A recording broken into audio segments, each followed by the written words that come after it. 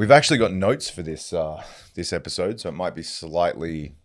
Look, let's be honest, it's not going to be fucking coherent whatsoever. But anyway, the idea isn't to fucking have perfect scripted notes or anything like that. It's to teach you guys shit that might be helpful somehow, some way, one day, hopefully today. And that's kind of a theme that I've been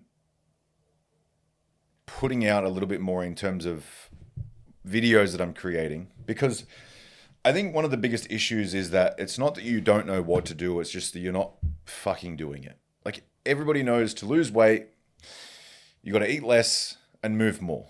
Everybody knows to run a business, you got to get strangers to give you money for something that you're providing that's useful to them, that you have experience in doing for yourself and then many other people, and then deliver that to them in exchange for money. Everybody knows that if you want to get better at communicating, you got to speak a little bit more and you've got to practice it, even if it feels awkward, weird, unpleasant, embarrassing, so on and so forth. Everybody knows that that is the case. And yet they don't do it. And then they want to blame some external fucking reality that it's because of the economy that I can't start a business, because of my fucking metabolism or my thyroid that I can't lose weight. It's because I never went to a good school, is because I can't communicate, is the reason I can't communicate. And it's just simply not fucking true. And I think this is the epidemic of where people torture themselves in their mindset. And I think the reason why they need mindset help, or I don't know if people watch mindset videos most of the time in the regular domain. Like I certainly fucking did when I was coming up, and I really didn't have any good role models around me to start to model behaviors or life or anything like that.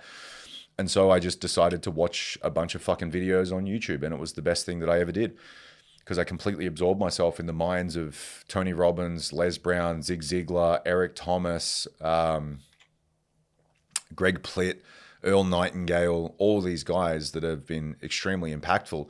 And if you listen to them properly, you actually get tangible things. But most of the time, it's like, well, if you just start doing shit, you'll be in a better place. And it really is that simple. And I don't understand, for the most part, like I used to, obviously, because I was a different person back then, but why it's so hard for people. Why it's so difficult. It's fascinating to me to understand, to try to understand.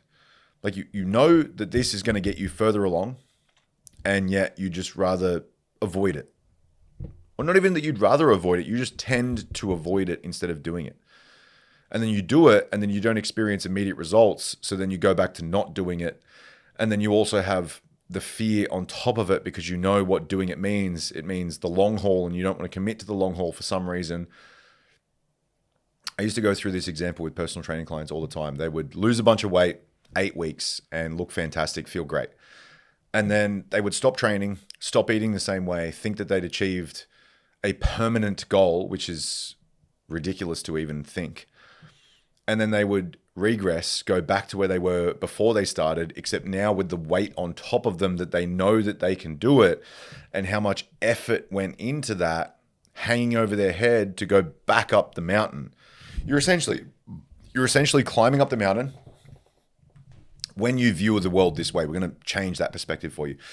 You're essentially climbing up the mountain, getting to the top, going all the way back down, and then putting on a 10-kilo weight vest and then going again, making it harder on yourself just because you went back down that side, instead of going up and down the other side into a new version and then going back up the other side of the mountain, if that makes sense.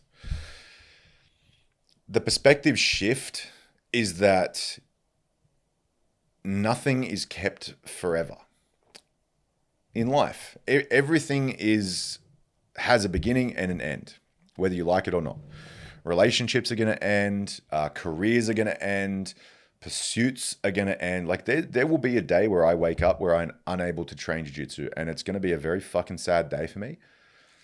But I will also have put things in place to give me an outlet in terms of some other capacity that's going to allow me to continue to charge forwards in another direction. So the mountain of jiu-jitsu will be climbed. I will go down that and then cease my ability to train, because I'm going to train if I have the ability to train. And then I will also have been scaling up the other side of the mountain in some other pursuit.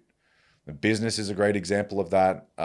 Being a granddad would be a great example of that. Something of that nature. I don't know what that's going to be yet. There's no way of possibly telling when or how I'm going to react when that day comes. But I'm also thinking in a way of what are the knowledge, wisdom, skills, and experience that I'm gaining from pursuing a career, from being a top-level athlete in jiu-jitsu that I could then cross-apply to other areas of my life. So I'm not just sitting here thinking, well, I'm just going to do this for a little bit and then I'm going to come back down and I'm going to make it harder on myself and come back up. And there's not like this regression mindset, because people that I've had the experience with that go back down, they just assume that they stay at this level forever, and they don't recognize that they can either fall back down the mountain this way or fall back down this way, and then not think about the skills, knowledge, wisdom, experience, and habits that they've gained to then put that into another pursuit. And I heard this really interesting thing from Dr. John D. Martini. He was talking about the fact that he's never, ever, ever, ever seen self-sabotage. And I'm like, that's a really interesting thing, because I never really aligned with the concept of self-sabotage. It didn't really make sense to me. Like, why would you sabotage yourself? It doesn't make sense. Like, even biologically, you wouldn't do that. You wouldn't go out and hunt for food and then just throw the food away. That doesn't make any sense. His definition is that you have your highest values that are unfulfilled. And that leads you to soothing yourself with hedonic treadmills, dopamine chasing, all these habits like vaping, smoking, alcohol,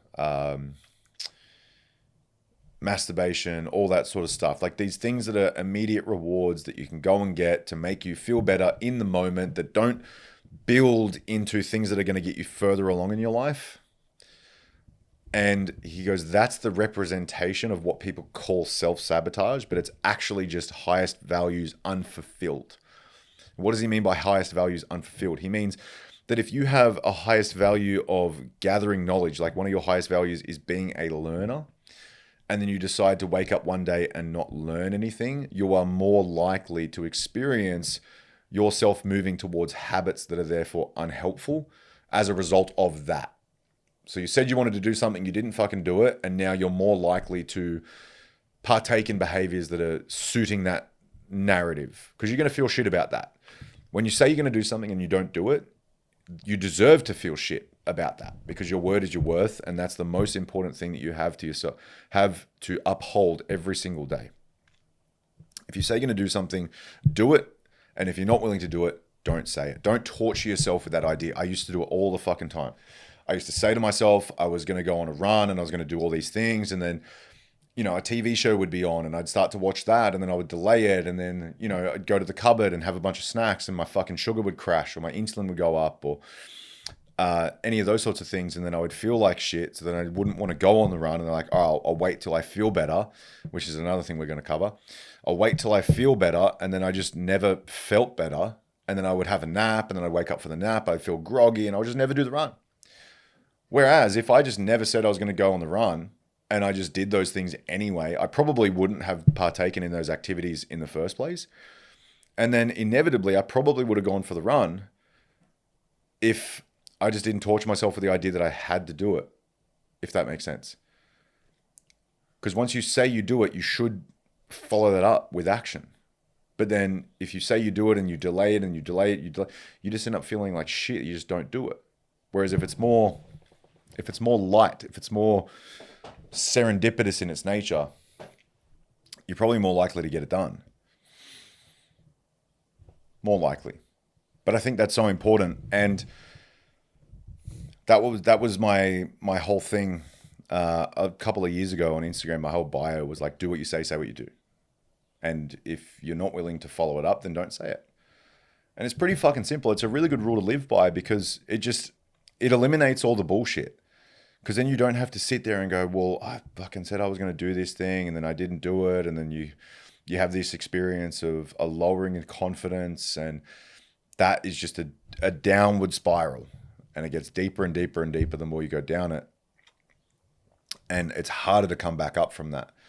My mentor Dan talks about this. He's got a poster in his kid's bedroom that talks about upward spirals and downward spirals. And there's emotions on the way down on the downward spiral, and there's emotions on the way up on the upward spiral. And the upward spiral emotions are things like elation, joy, gratitude, those sorts of things. On the downward spiral, it's anger, sadness, it's grief, it's shame, it's these sorts of things. And if you continue to live within these emotions and don't really do anything about it, you'll be on the downward spiral, and that means everything else gets affected. And this is what I was talking to with Nick just before the episode started. That's something that people really have a problem with, especially men in today's day and age. Experiencing an emotion and not letting it pull you down. I think it's one of the most important skills you could devote time to. And competing has been one of the biggest leverage points for me to force me into doing this, because you're going to feel tired. You're going to feel frustrated when things aren't working. You may even feel too excited before you get to the competition. And so like even a helpful, positive emotion can start to pull you down. And it's your ability to deal with those things and admit that they exist, not repress them, because then it gets worse. Admit that they exist and just do what you need to do anyway without it impacting you. And we're saying that this is one of the most important skills, because you have to follow the plan of what you want to do rather than your mood. Because if you're only following your mood, you're only doing things when you're motivated, when you feel like it, when you're excited, when you're looking forward to something, then you're never going to get anything important done. Because I don't remember the last time I was like jumping out of my skin, super motivated to go to training. I was pretty excited to go to training yesterday, but it was like a little bit of an upgrade from my normal waking day. I remember vividly most of the days that I didn't want to go to training. Like this morning, I had like my lymph nodes were swollen just under my jaw here last night, and couldn't eat dinner because the pain of like swallowing with food as well was just, it was giving me the shits. So I couldn't eat dinner properly, woke up fucking starving. Thankfully that had like gone away. I literally said this, and I think this is an important thing to note as well. Just the blissful, maybe it's delusion, but just for the blissful ignorance of just assuming that something's going to happen is actually a superpower as well. Like I said to my missus, I was like, it's fine. When I wake up tomorrow, it'll be gone. And I woke up today and it was gone. But I was sleeping funny on my back. It's still there. And I trained with it anyway, but I've got like a rib cartilage thing at the top, just underneath my shoulder blades. Sometimes you sleep funny on your shoulder and you move and you sneeze and your fucking back goes out and whatever else. Had that this morning. And I was like, fuck, I don't know if I'm going to train today. And I kind of thought about it. And I was like, I'm sure by the time I finish the warm-up, I'll be fine. And then by the time I finished the warm-up, I was fine. So I trained. But I didn't really feel like it today. But my plan is to be one of the best. And so if that's the case, I have to follow my plan, not my mood.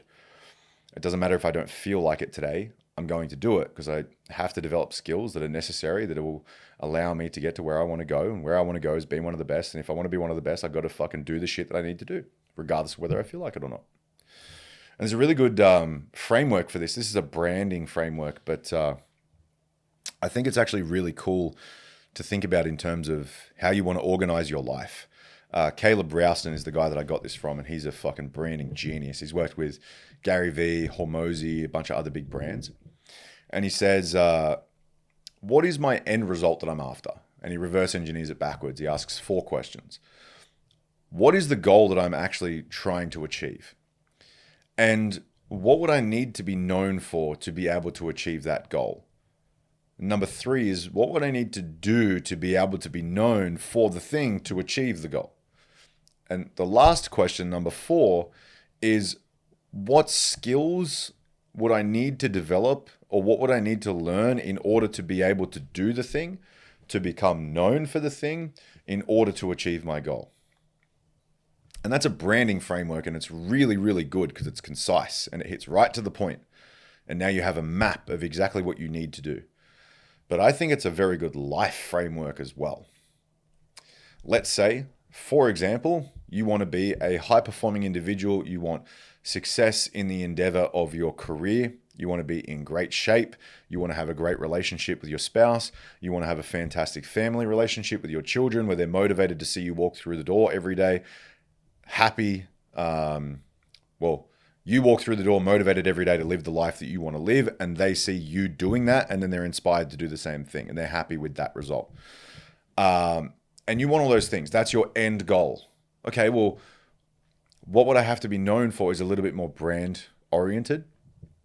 But what would I have to be known for in regards to the people around me? So maybe it's my boss, my manager, whoever your coworkers are, it's your spouse, it's your kids, blah, blah, blah. What would they know you as? Maybe that's a little bit better of a framework. And then what would I need to be doing consistently on a day-to-day basis, following my plan, not my mood, in order to be known as that, to get what I want? And then what skills do I need to acquire? What deficiencies do I currently have that I need to bring up in order to fulfill the ability to do those tasks so that I could be known as that person and then get to my goal? I think it's a great fucking framework. It really excludes a lot of the typical bullshit. So like, well, I don't know what to do. Okay, well, what would you like to achieve? Well, I'd like to achieve this, this, and this. I want to get in better shape. Okay, well, what would you need to do to be known as somebody who's in better shape? And then you get a list of things, and it's probably not eat Krispy Kremes all that often. And you can just exclude things off the list.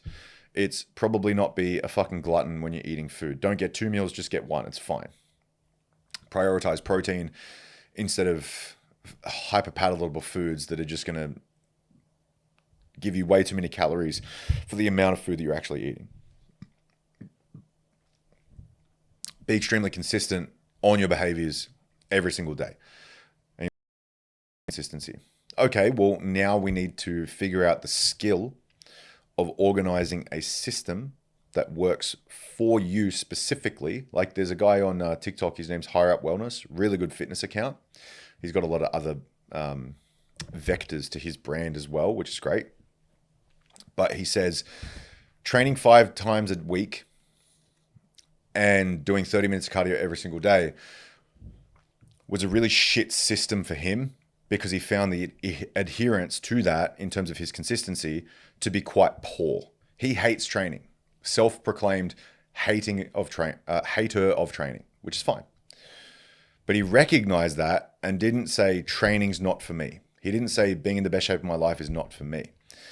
He looked at that and went, okay, well, I want to be known as the guy who is in incredible shape because I have the goal of being in incredible shape. So what would I need to do to be able to organize my life in a way that would allow me to do that? What skills do I need? At the very base of that, the skill was the system of doing 3 very focused full body workouts that are 45 minutes, no more, no less, every single week. And then instead of doing 30 minutes of cardio at the gym, it would be walking around the neighborhood, morning or evening or anything like that. And just committing to that every single day, whilst also tying that in with producing content at the same time that he was walking and doing all the things that he needed to do. So there's actually a really good point. It's like you start to leverage some other skill that you want to obtain with another skill and then put them together. So the likelihood that you do both of them at the same time, because you know how beneficial they are, is increased, and the consistency level is increased at the same time, because you're kind of, well, if I don't go for the walk, then I won't be able to make the video. And if I can't make the video, then I'm not going to get the attention that I need towards my business and my message, and I can't help other people. And if I can't help other people, there's going to be a decline in my ability to put a roof over my head, blah, blah, blah, blah, blah, blah, blah, blah. So now very simply and very easily, the walking is now tied to all of those other consequences that if you allow to happen, you're not going to get to the end goal. You're not going to be known as the person who you want to be known as, and it's going to be a disaster. So I think tying it to something is really good as well. He does a great job at illustrating that. But those 4 questions, ask yourself, who do I actually want to be as a person? What's my actual goal in life? And this is the thing, right? A lot of people get perplexed by the idea that, Andrew Tate posts a lot of videos about you're broke and you suck and you don't have a Koenigsegg and you're shit because you can't buy whatever car you want. Okay, like some of that's motivational, but also maybe some people don't want that. Like I know people that are doing very, very well for themselves that drive a fucking Tesla. Like, okay, that's great. They don't have a high value on cars. And so they just drive the most convenient vehicle for them that's like kind of nice to sit in and does the things that they need to do. Great. I know people conversely on the other side of that point that aren't into cars, but they're like very into jewelry, like chains and watches and rings and all these sorts of things. And they would happily spend $200,000 on a chain, but they would never buy a car. So there's like different, horses for courses, different things for different people. But if you genuinely really ask yourself, like, who do I want to be known as? Like, what is my goal? Like, maybe your goal is earning a little bit extra than what you are now, but only so that you can free up a fuckload of time to be able to pursue art. I don't know. Maybe you want to be a writer. Maybe you want to be somebody who's an expert in archery. Maybe you want to build a product that's going to help people, do whatever they need to do. I don't know. This is something that you need to answer for yourself because it's a personal question. But don't set that target based on what like other people will think of you, or don't set that target based on like conventional norms. Like you have to be making $100,000 a month to deem yourself successful. Some ridiculous fucking statement just because other people are saying it. Like, don't get me wrong, I like a lot of what Andrew Tate has to say, and I think it's been very motivating to listen to a bunch of the stuff that he has said. But for the gross majority of individuals, you don't need 70 fucking cars. Like, you can't even fucking drive 70 cars. Why would you, even if I had the money, I'm not getting 70 cars. I probably have 10. Like, unlimited money, top 10 car list, off the top of my head, I'm probably going to omit some cars. Ferrari F40, Ferrari 812 Competizione, top 2. Probably, I'm going to go Ferrari again. Daytona SP3. I think I'm probably more of a Chiron, per sport than I am like a Koenigsegg, like a Agera or something like that. I think Pagani's a hectic, so probably a Huayra R. Maybe a Zonda. I think Zonda would be a better choice. All of these cars are V12, by the way, except the F40. I would probably get a Singer Porsche, because I think they're unbelievable. I would have to custom make it, so I can't say like which one it is. I would need a daily. Rolls-Royce Cullinan. I think that's 7 cars. I need 3 more. I would need classic. What would I get as a classic? I guess a F40 is a classic. Maybe a Mercedes. Is it the SL300? I think it's the one with the gull wing doors, the old school car.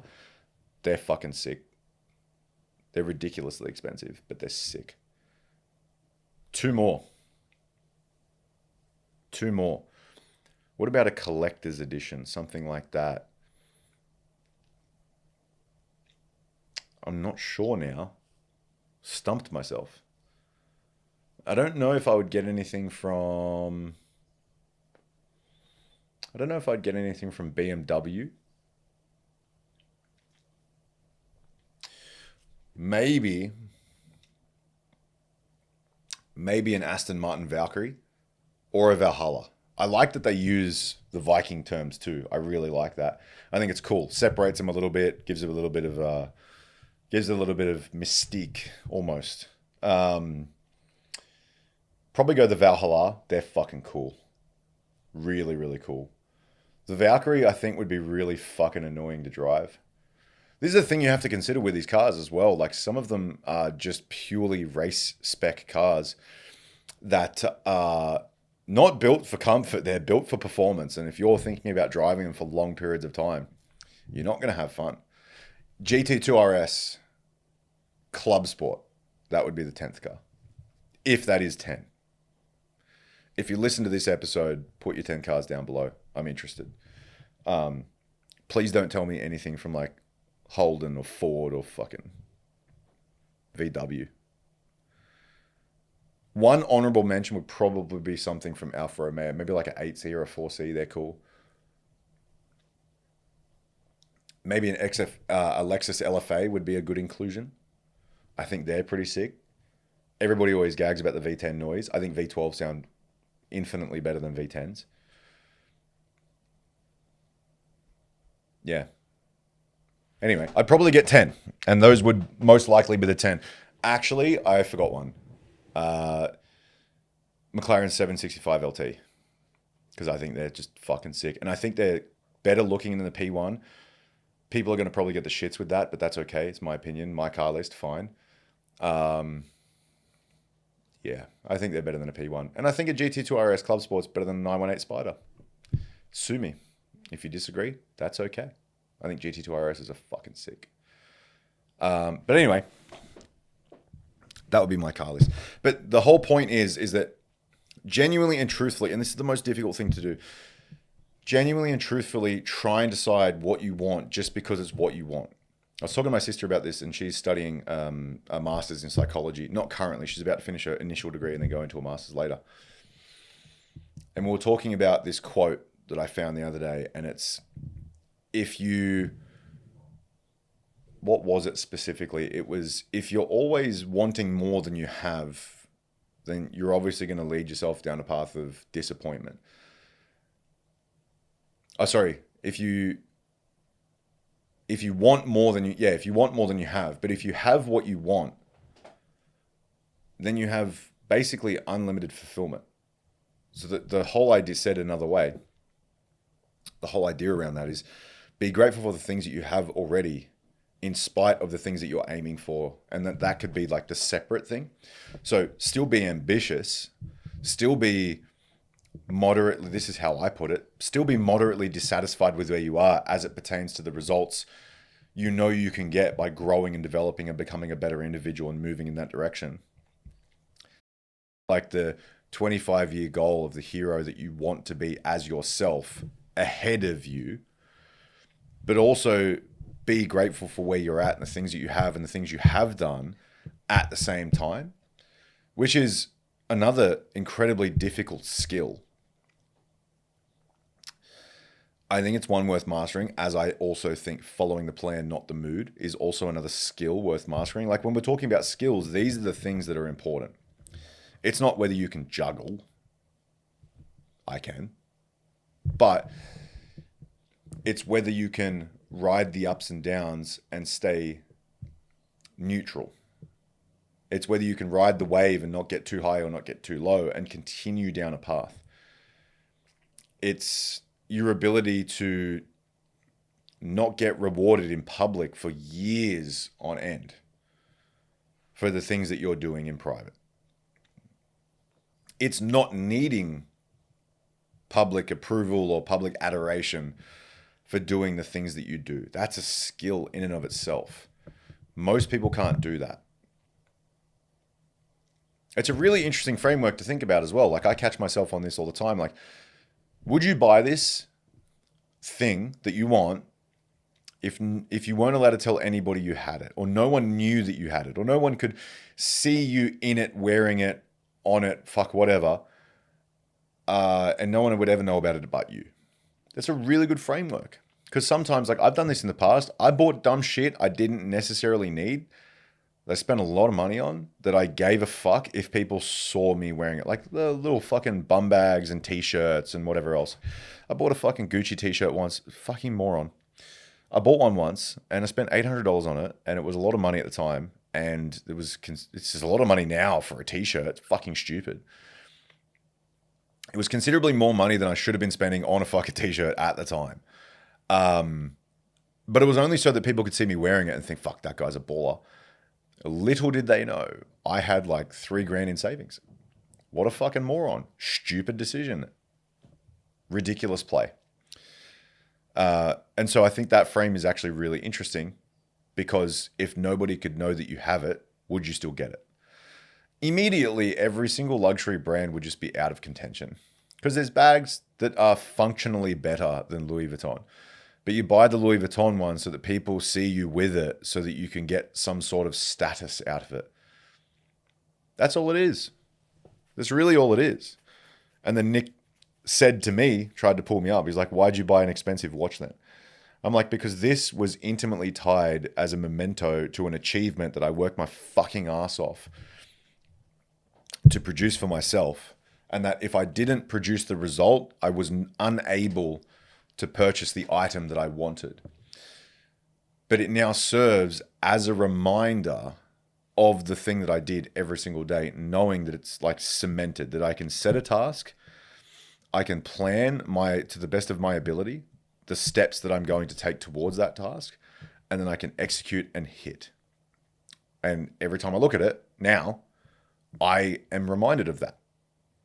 It's really cool. And I did this before. I had listened to a video beforehand. My mentor Dan says the same thing. He wears a fucking 6702 RM.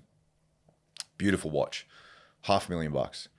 And he's at a juvie, like a juvenile detention center in America.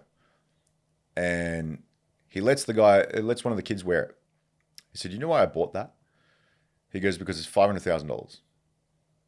And that is what I would need to earn per unit of my hourly rate, or per unit of time. So his hourly rate to get to $1 billion, which is where I want to go to have the impact that I want to have. So every single time I look at my watch, he goes, I don't even set it for the time. I just wear it because it's a reminder. It's a memento. It's a trigger for that. And that if I'm committing to tasks that aren't going to get me towards that thing, then I need to be moving in a different direction. I need to check myself. I need to check my focus, my energy, my attention. And it's a really good binding tool that as soon as you look at it, that's the reminder. As soon as you look at it, bang, back on track, back on course. Because these people that are higher achievers on social media, like the legitimate ones, not the fake fucking guru fags, they're humans. They're not robots. People perceive them as being better than them because of certain things. They were where you are. They built certain habits, traits, wisdom, knowledge, and experience into the person that they currently are. You are the same as them. You haven't gone through the same things, but you have the same potential and capability.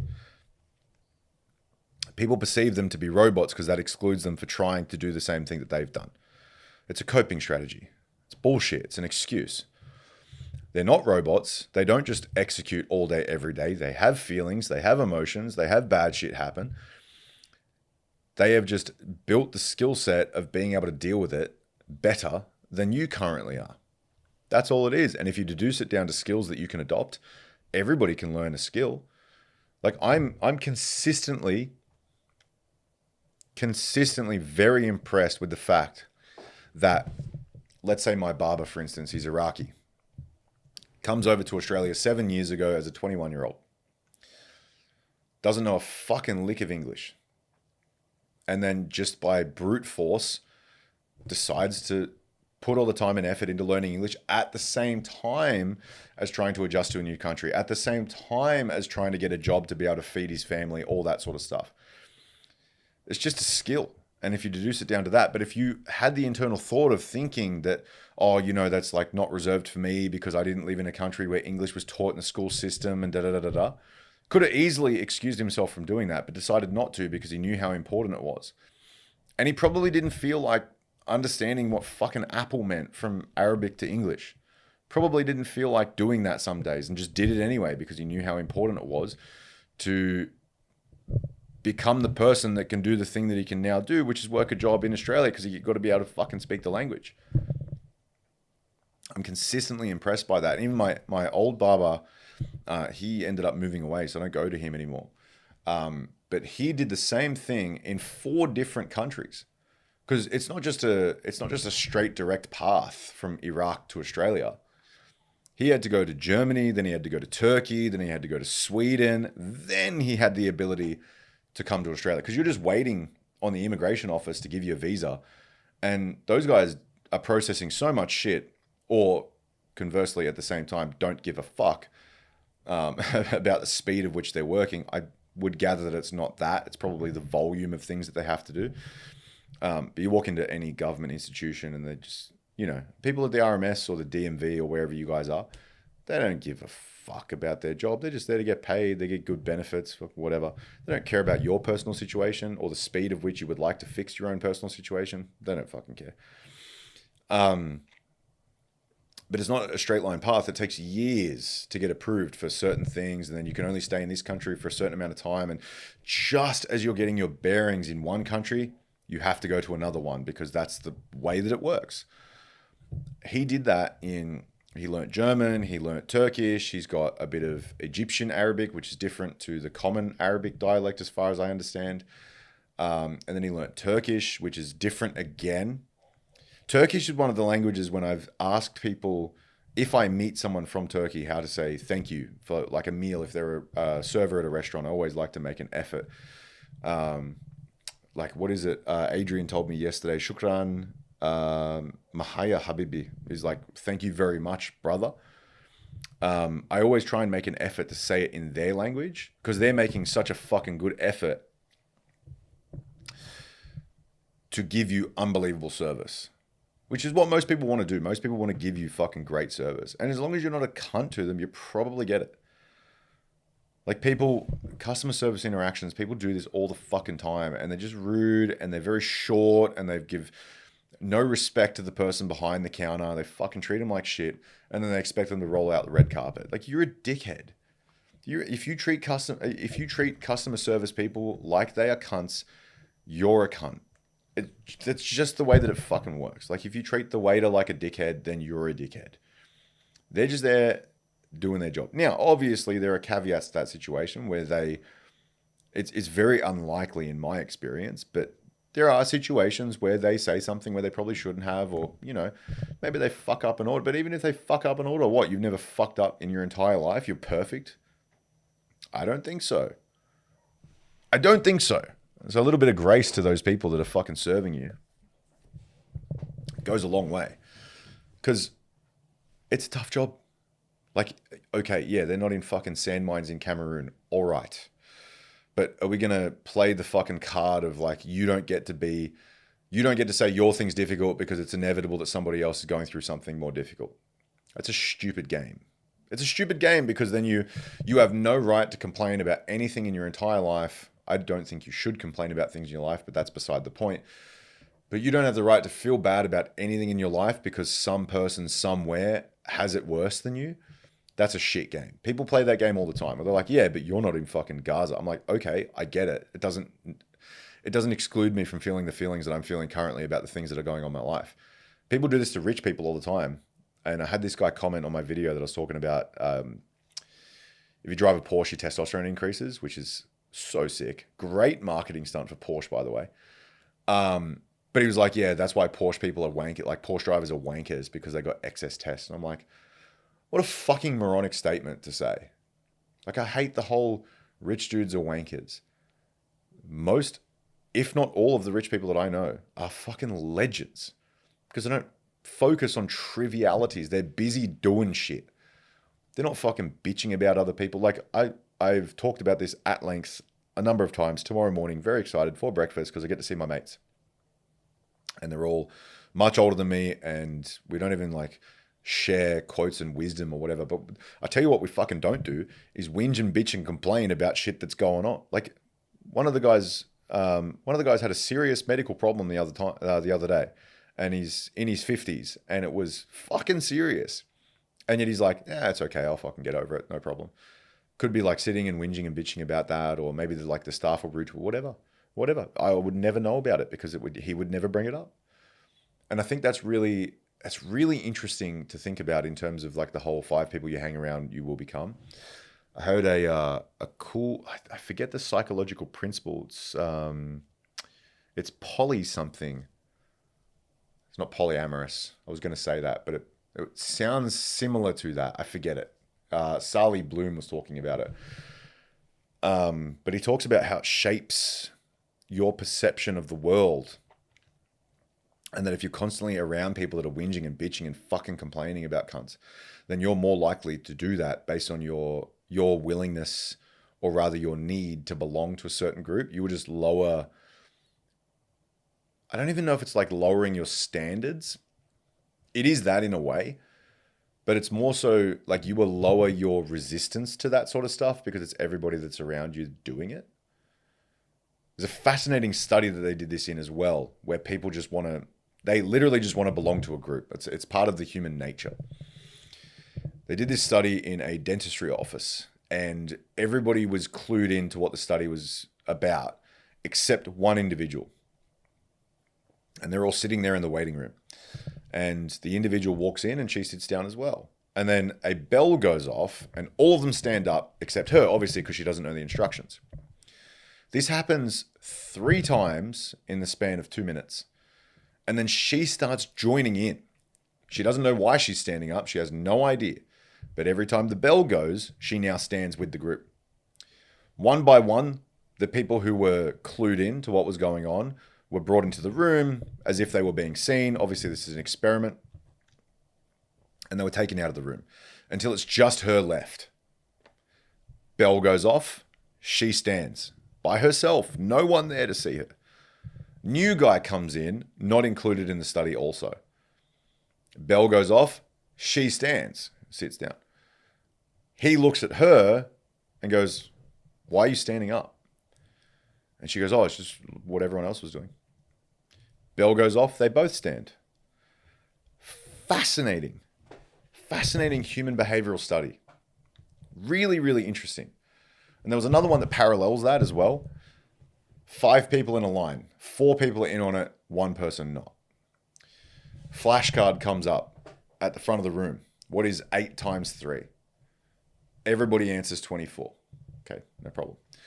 Flashcard comes up. What color is this? It's yellow. Every person who's in on the study answers it wrong incorrectly. Red, red, red. Person who's not in the study, yellow, red. They all show their answers at the end of the question. She's looking like, what the fuck? Red. Obviously yellow. Idiots. It's probably what I would be thinking. Next question comes up. What is this a picture of? It's a pig. It's a cartoon pig. Not Peppa Pig. Fuck Peppa Pig.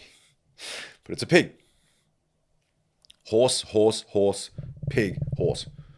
The fuck? Like, what are they looking at? This is crazy. It's a pig. Next one comes up. What word does this say? It says ocean. She's looking at it. She's going, oh, what the fuck? Why are these people answering these questions wrong? And then they redo it, and then she starts at answering it wrong based on the fact that they're also doing it. And she's kind of thinking, like, what the fuck? Like, they read their answers out, and they're like, 24, 8 times 3, 24, 24, 24. It's all right. All makes sense. And then they all of a sudden change, and then she changes with them just to fit within the group, knowing that it's a fucking yellow square, and it's not red, and then she says red eventually. And you're like, wow, that's really interesting. I wonder what I would do if I was put in that predicament. And I know personally, because I'm like 99th percentile disagreeable, I would just be like, fuck you, that's a yellow square. Nothing you can do about it. I'm saying it's yellow. And they also did another study. We're just going fucking studies all day today. Your ability to resist groupthink has there's a positive correlation between your ability to resist groupthink to the height of the level of your testosterone. So if you have low test, you're much more willing to just join the group, join the herd. If you have high testosterone as a male, even as a female, you have more resistance to just fitting in and more of how am I going to put this? You're more willing to stand by yourself on your values because you know that it's right. And you're more willing to put up a fight as a result of that. I find that fascinating, specifically from a conspiratorial lens, because testosterone rates are absolutely plummeting recently. And there's a lot of contributing factors to that. If you look deep into it, which I have, there's a lot of phthalates in food. There's a lot of microplastics. There's a lot of harmful chemicals in the food that we're eating. Like my missus thinks that she is gluten-free because she gets bloating, distension, all that sort of stuff. We went through a whole diet phase before we conceived our kid. And cutting out dairy and gluten predominantly was very, very good for her. It got her in tremendous shape. She looked fantastic. And then we fixed all of these endometriosis problems just by eliminating a ton of inflammation. I whip over the fucking packet of these gluten-free rolls, wraps, croissants, not croissants, bagels, crumpets, all these things. And you turn it over, and the list of ingredients, there's 30 of them. And it's like emulsifier 918. It's like this xanthan gum bullshit. It's fucking canola oil in everything. What the fuck does vegetable oil need to be included in this for? And then you look into vegetable oil, of where it originates from, like canola oil, rapeseed oil. Like, excuse me for being posh, but I don't want to eat anything that has fucking rapeseed in it. No, thank you. Just saying. I don't know. You look into the origination of these oils, and they were to lubricate the gun on top of tanks in Canada. That's what they were invented for. And like, fuck it, we can't use this anymore. The war's over, so we're just going to fucking slap it in food. What the fuck? No. Really bad. There's a guy on Instagram and he's like, hey, buddy, what are you known for? He makes really good videos. I forget his name. But he talks about all this stuff. He talks about companies that were popular during like World War II, World War I, like big fucking companies like IBM. And they were making munitions, pieces of tanks, pieces of artillery, like all these different things. And they're like, and then the comedic part of the video is like, so you stopped that, right? And they were like, fuck no, we kept going. Was making shitloads more money than whatever we were doing beforehand. There's a bunch of videos. There's one, Kodak, there's Nestle, there's all these companies. And some of the shit they make will take you by surprise. And you're like, whoa. Like, I trust these people with the food that I eat. Like, in today's day and age, please, if you're eating fucking cereal for breakfast, like, dude, what are you doing? What are you doing? Like, look into this for me. You just got to do it on YouTube. You don't have to go to crazy extensive research like I do when I get into an autistic route, like a spiral. Just look up some famous quotes from Mr. Kellogg himself and why he invented cornflakes. Just look it up. I'm not going to tell you what it is because I just want you to come to your own assessment. If you listen to this, just go and look it up. Go and look up the guys who made the deadly gases in the wars, and look up what they're doing now. And you look into it. It's weird. There are things that are happening that shouldn't be fucking happening, and I don't want to trust those people with the things that I put into my body. It's weird. We could go on for hours about this shit. I haven't been into this sort of theme, I guess, for a long time, because I think to a point, and I have this argument with my fucking sister all the time. Put it like this.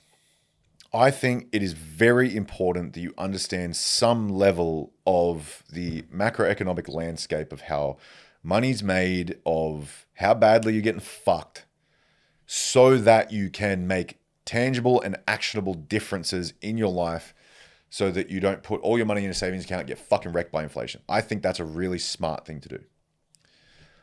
On the contrary, I think it's really retarded to think about who these people are that are making these decisions for you and then go down the deepest depths of the rabbit hole to just pull the red string and just keep going, just so you can have some sort of closure that you know who's doing it.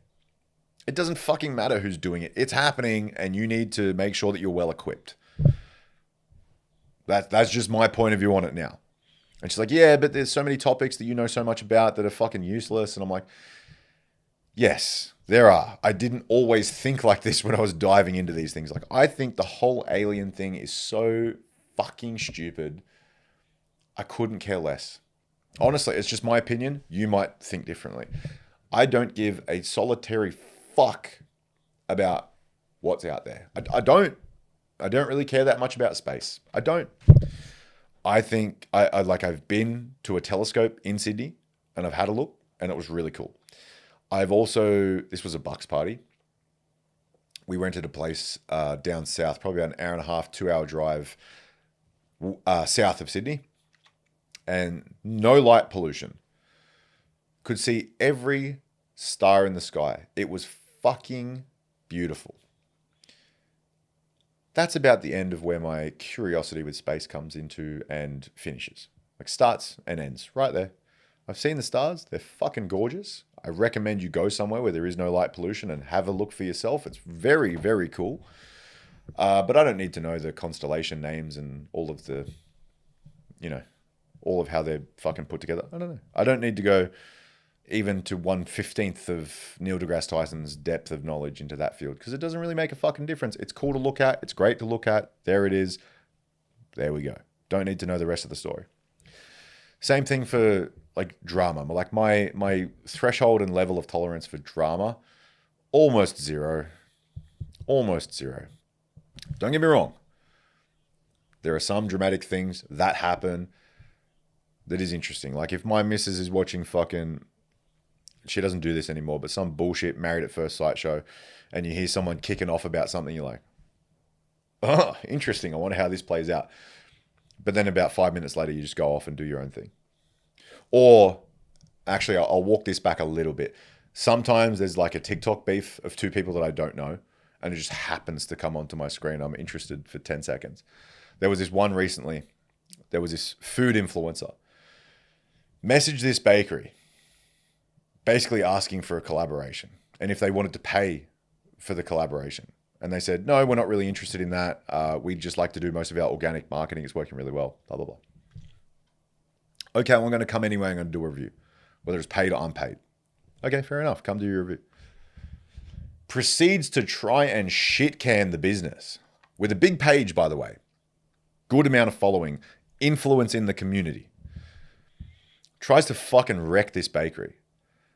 And the bakery responded so beautifully. I think the video has over 20 million or 30 million views or something crazy. Like they did everything right in the response. They didn't go back at the lady. They just stated the facts. The food influencer said that their pistachio was fucking shit and it tasted fake. Like it tasted like the dye or whatever.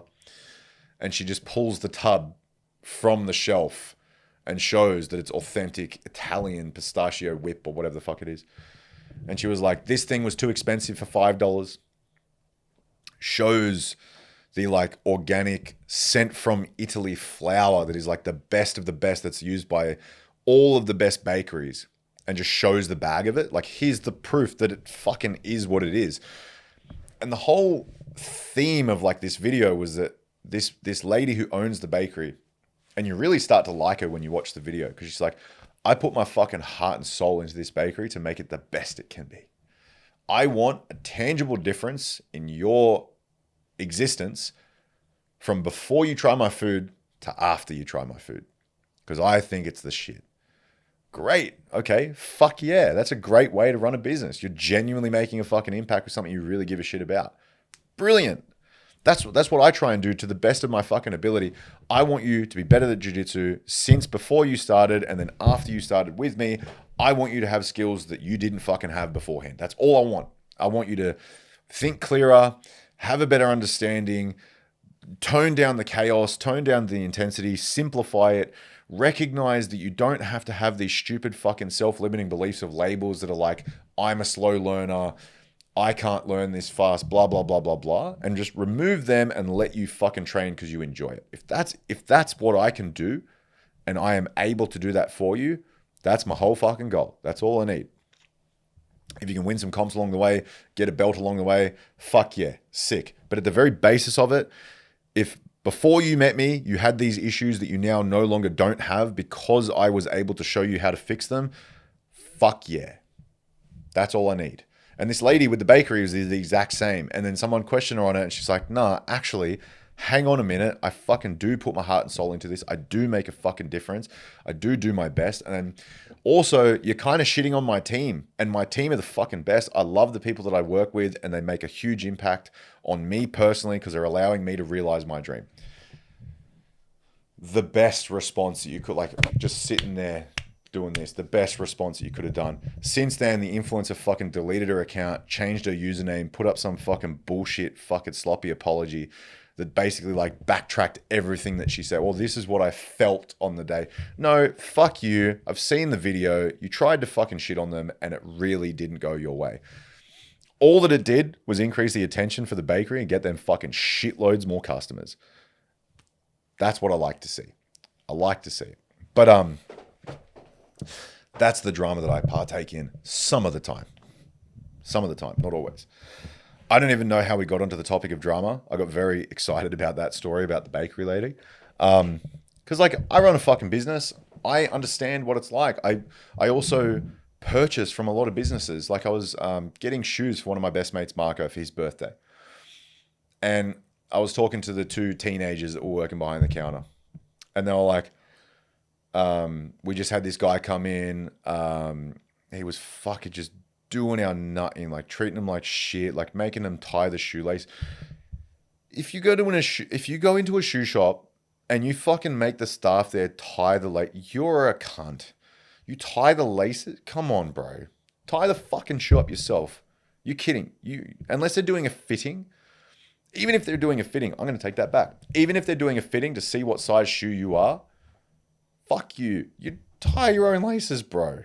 Come on. It's these things that are like you're not going to get punished for, that you're taking advantage of, that you know you shouldn't do and you do it anyway. Whether it's like you're just on a power trip or you're rude or you're just a dickhead. Like leaving trolleys inside a fucking parking spot and the trolley bay is like right there. You are a cunt. That's it. You're a cunt. Take the fucking trolley back. Not only are you blocking somebody from parking in the spot, you're actively making the fucking trolley guy's job harder because you got to go pick up all your fucking mess. It's the same thing when you were at home as a kid and you just leave your shit everywhere. Don't make your fucking parents' job harder. Don't make your mum's job harder. She's already raising you. And clearly, you're a shithead because you leave your shit all over the place. We're constantly fucking hounding the boys at the gym about this too because it's like we got lockers. And my locker is autistically organized. I can tell you what's in it. I've got 2 pairs of underwear. I've got a bag of spare training clothes if the odd occasion happens where I do forget my training clothes. I've got a HPU t-shirt like this. It's the new one. We just haven't selected somebody to give it to for free so we can take photos of them in the shirt because it's a medium. We got weird sizes. Anyway, it's a point for another story. And I have precisely 9 pieces of nicotine gum. And I count it because I know if someone's going to take my fucking gum out of my locker, I know how many pieces are left. And I won't be having it. And I've got my deodorant, my fucking non-aluminium roll-on deodorant. Well, it's not roll-on, it's like a bar. It's like literally like a bar of soap in a tube. You just pop the thing up. It's actually really good. It lasts for ages, way longer than conventional deodorant.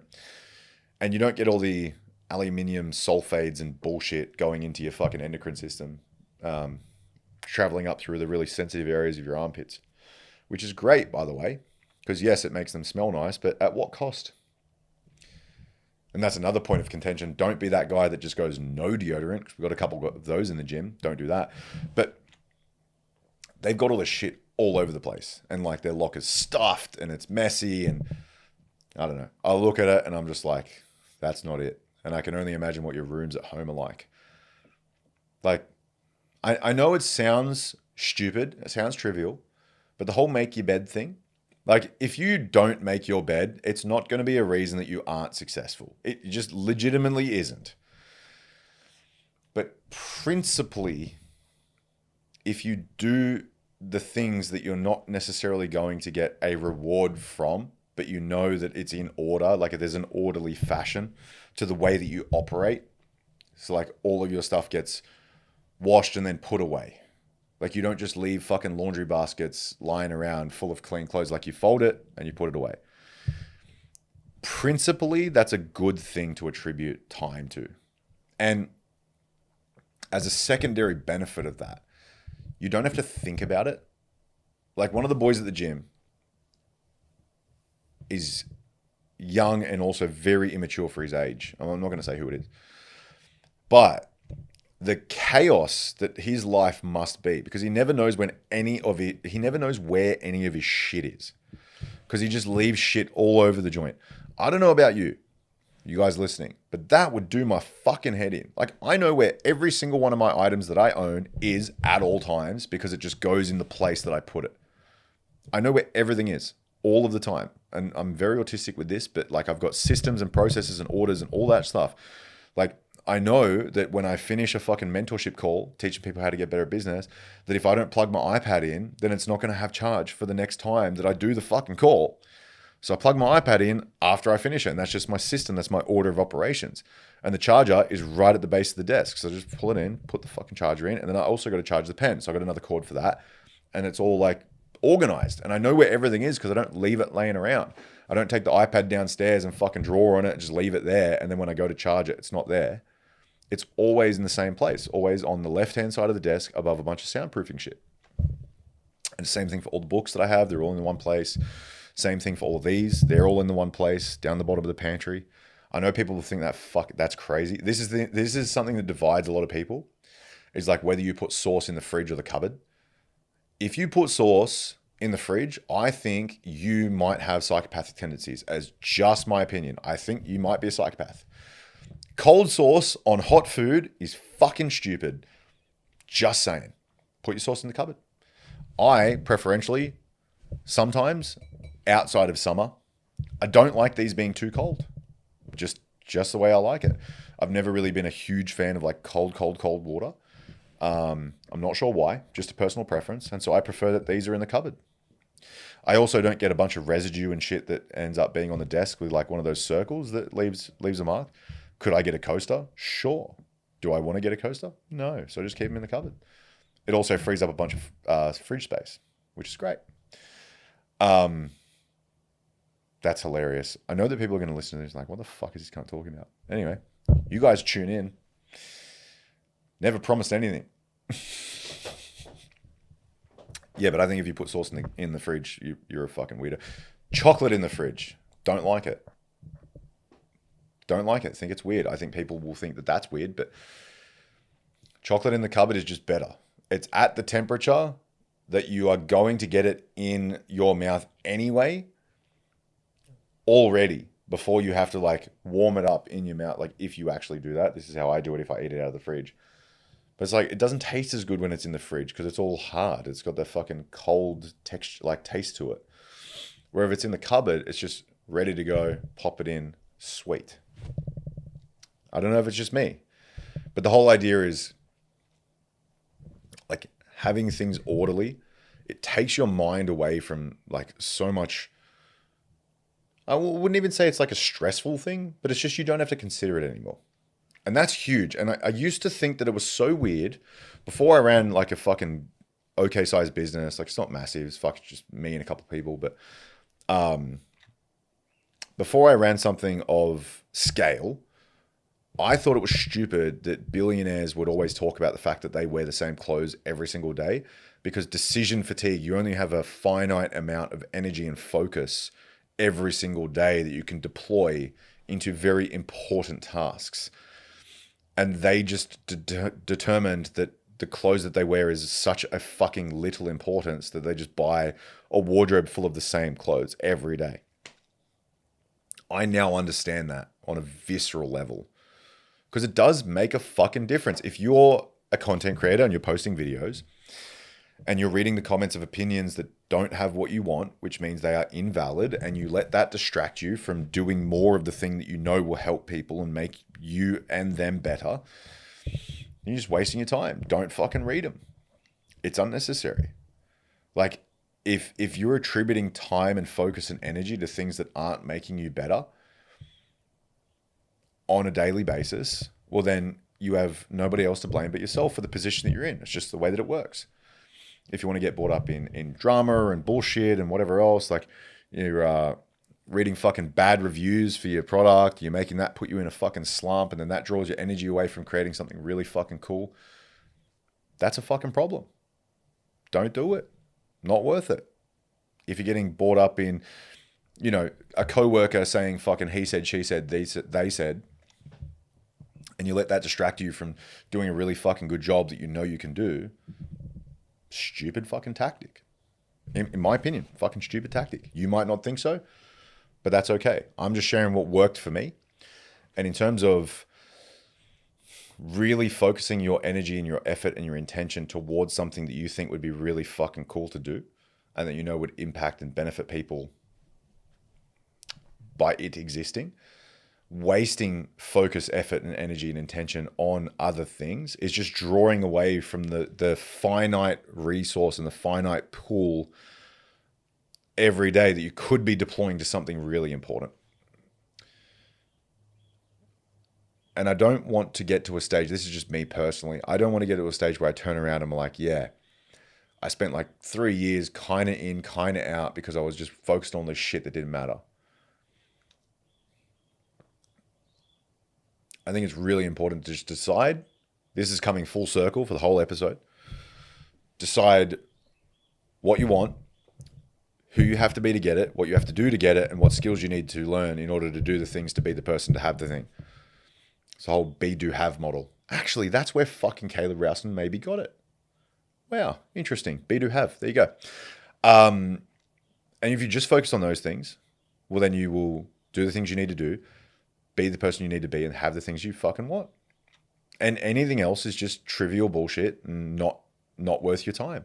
Like how I think about the whole alien thing. I don't fucking care because it's not in my wheelhouse of having, like, it's not going to get me the things that I want because it will distract me from being the person I need to be to do the things I need to do and learn the skills of the things that I need to bring up for deficiencies of doing the things I need to do. And so I don't fucking care. That's just me. I also don't give a fuck what's on the news. Could not care fucking less. We were at the hospital. Little one was in the hospital for a fever, and my mother-in-law, soon-to-be mother-in-law, had the TV on, and she fucking had the news playing in the background, and it was just because I understand it from like a focus and an energetics level, like, and also content creation from hooks, where they just hook. It's a very effective strategy. Like if you want to learn how to engage people, the news has been engaging people for fucking decades. Watch it just with that lens, but try not to get frustrated with the stories because they're all frustrating stories. But I just saw how easily people could get sucked into that and just waste a fucking hour of their time just listening about what's going on in the world. And like one of them was like, oh, find out why this neighbor had this fucking dispute and blah, blah, blah, like a current affair shit. Honestly, who gives a fuck? Why do you care? You don't care. You're just getting swept up in the fucking propaganda machine. And like some things are important, but the news is not one of them. Especially if it's distracting you from doing the things that you know you should be doing to get the things you want. Yeah, fuck the news. Don't watch the news. It's hard because Instagram just slips it in sometime and you're fucking scrolling away like everybody does, and they just bang you with some fucking news. Oh, not for me, buddy. I block those pages. Legit, like if fucking Channel 7 comes up on my Instagram feed, block. Channel 9, block. See you later. ABC, gone. I don't want to see that shit. Sometimes I get people who share those stories that like I follow. I just mute their stories because I don't want to see that shit. Like you have to be fucking militant with your focus and your energy. I say that as somebody who literally spent 10 minutes like figuring out the ins and outs of a bakery drama. Look, no one's perfect, but limit that sort of stuff. There's only so many things you can be concerned about on a day-to-day basis, and I don't think that understanding the fucking geopolitical landscape of every single country that exists all the time, maybe that's a bit of a hyperbolic statement, is helpful. Do what you can with what you have right in front of you. Control what you can control. Let go of everything else. That's a really good principle. Like let go of the result too. That's a conversation for another day, but let go of the result. Do the thing because you really want to fucking do it, because you enjoy doing it. Maybe sometimes you don't enjoy doing it, but you know it's going to get you to where you want to go, so do it anyway. But let go of the results, the timeliness of the results, the intensity of the results. That's a conversation for another day. We're going to fucking wrap up. Otherwise, I'm going to spend the next 2 hours here. Anyway, Always a pleasure. Never a chore. Peace.